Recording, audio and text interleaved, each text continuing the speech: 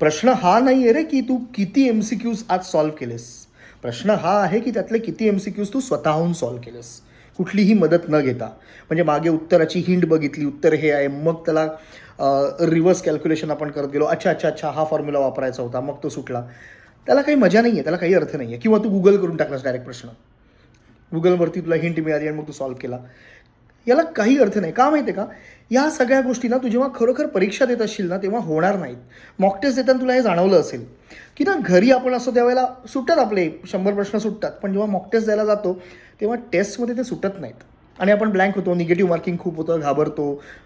हे सगळं होतं ना. हे का होतं?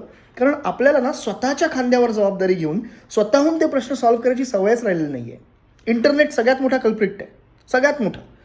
प्रत्येक प्रश्न तुम्ही गुगल करता आणि गुगलवरती तुम्हाला उत्तरं मिळतात. हेच करू नका, हे बंद करा. आज 100 प्रश्न सॉल्व्ह नाही केलेस तरी चालेल, 10च कर, पण स्वतःहून कर. किती वेळ लागू दे, विचार स्वतः कर. ज्या वेळेला स्वतः त्या कुलपांच्या चाव्या सापडायला लागतील ना त्यावेळेला एक वेगळी मजा येईल. चॅलेंज घ्यायची एक एक धमाल येईल. आणि मग तो स्वतःहून चॅलेंज घ्यायला लागलास ना की बघा हा हा हा हा प्रत्येक एक्झाम सोपी वाटेल आणि प्रत्येक एक्झाम हवीशी वाटेल.